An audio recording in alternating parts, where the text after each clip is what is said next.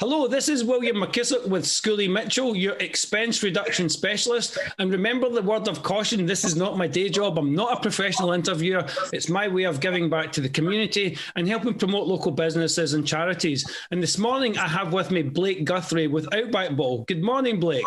Good morning, William. How's everything today? It's great, and it's a pleasure to have you. So let me just give people a little overview of who Outback Bowl is, and then we'll get some questions, and then you can really tell us all about you and Outback Bowl.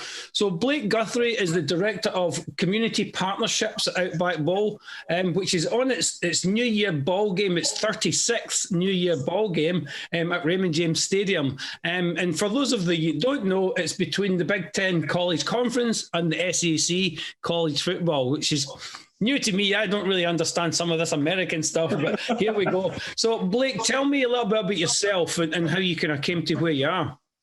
Yeah, I'm a native Floridian. Grew up in Bradenton. Actually started working in sports in high school and followed that up at the University of South Florida, and then here locally with the Tampa Bay Sports Commission. Worked for a couple of different bowl games, and now here, luckily back in Tampa with the Outback Bowl. So for a layperson like me, as I said, I'm originally from Scotland. I knew of it. I don't really know what it is. I'm learning because I'm talking to you. So what is Outback Bowl? Can you explain to the layperson that might not know exactly what it is? Yeah, so the Outback Bowl, as you mentioned, is a New Year's Day college football game.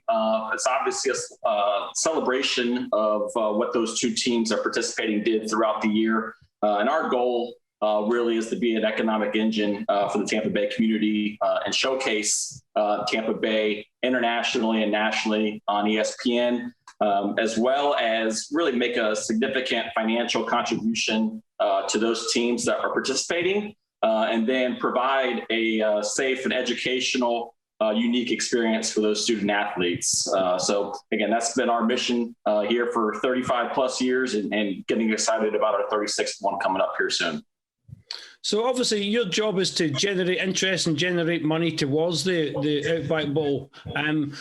This is a kind of a loaded question, a double loaded question. Does any money go to charity?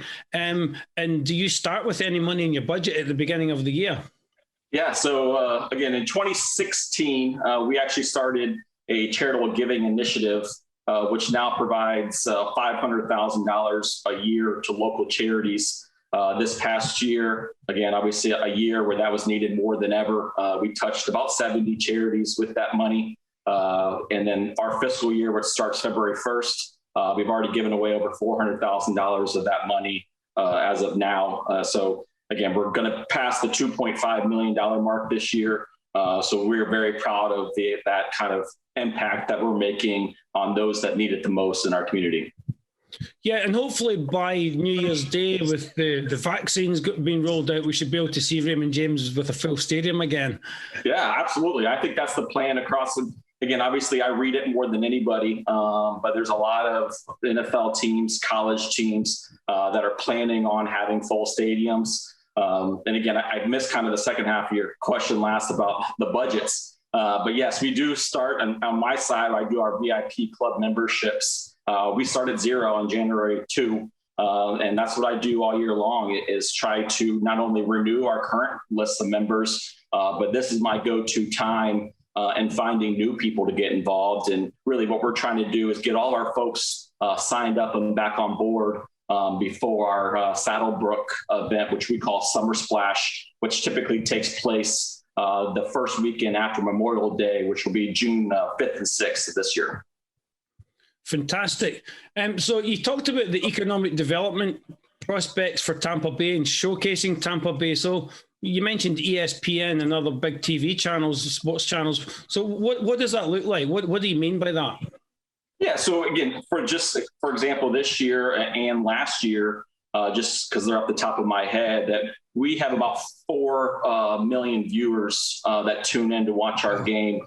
So obviously, especially this year and a year where TV numbers were down across the board, we were even or up a little bit, which is great. But when someone turns on ABC or ESPN and sees a great matchup, the stadium, obviously Raymond James Stadium is top of the line. But the weather we've had over the last few years has been great. So people see that while they're sitting in Indiana or Minnesota or Wisconsin, freezing their tails off and going, hey, that's the place that we need to go.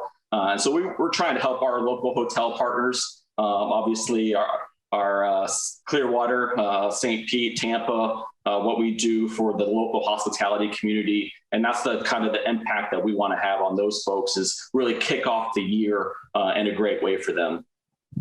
So, Blake, as a final thought, as a final kind of, again, a double-barreled question. So if we miss a piece of it, we'll make sure we get it answered. So anybody watching this video, how did they get involved? How do people, businesses, anybody that really wants to help out and be part of this, how did they get involved? And what happens after New Year's Day for you? Yeah, so again, call my cell phone, which we'll list on here below me, or send me an email. But we do have VIP club memberships that come with tickets to the game, parking passes, and then invites that we have throughout the year for networking, taking care of your own clients or your own customers, or however you want to use those tickets and those events. But again, like I said, once we hit January 2nd, I'm on the road. It's not only going and visiting our current group of sponsors and members, but it's also trying to get new people involved. And again, right now is my go-to time, being out in the community, going to events and going to lunches, and trying to share our story to people in terms of not only what we're doing on the football field or for our universities or for our hospitality industry, but also what we're doing for charities. And we get people that love football. We get people that really don't care about football. They want to do it more for what we're doing in the community and use our events as a way to meet new people. So with the number of clients that we have, it just makes sense for people to get involved on that side as well, and to enjoy a football game on New Year's Day. So I know I said that was my final thought, but I do have one more thought, one more small question. Do you have to be a large organization or some kind of organization to get involved, or can you just be the layperson on the street and just donate some money towards it?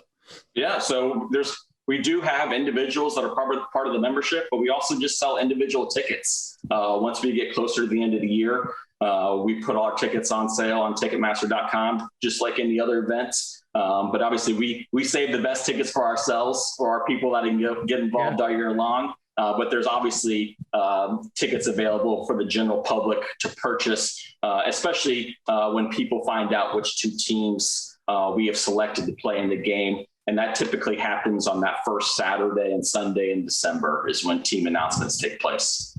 Fantastic. So anybody watching this video, please reach out to Blake at his details underneath his portion of the video. You should see his telephone number there. You'll see his email address. Please reach out.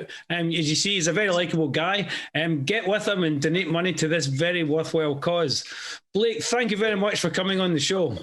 Thank you, William. Look forward to seeing you soon. Absolute pleasure. I'll now hand it over to Dave for the weather.